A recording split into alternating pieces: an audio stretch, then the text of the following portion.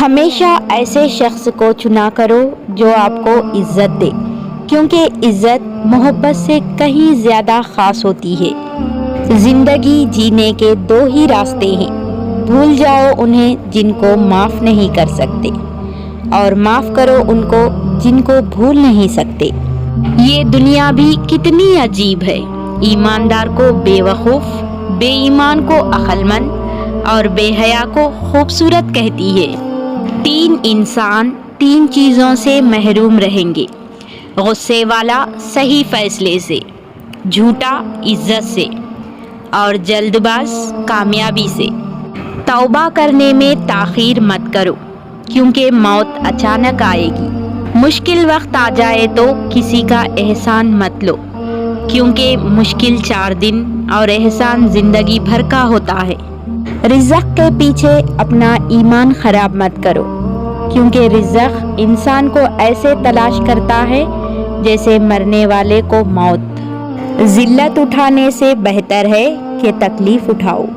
کبھی تم دوسروں کے لیے دل سے دعا مانگ کر تو دیکھو، تمہیں اپنے لیے دعا مانگنے کی ضرورت نہیں پڑے گی۔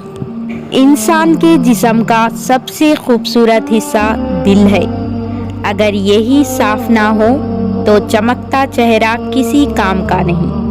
کوئی تم سے بھلائی کی امید رکھے تو اسے مایوس مت کرو، کیونکہ لوگوں کی ضروریات کا تم سے وابستہ ہونا تم پر اللہ کی عنایت ہے۔ ان لوگوں پر اعتبار کرو جو تمہاری 3 باتیں بھانپ سکیں: 1.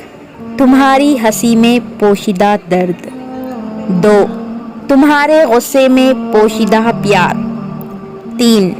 تمہاری خاموشی میں پوشیدہ وجہ۔ جس درخت کی لکڑی نرم ہوگی اس کی شاخیں زیادہ ہوں گی۔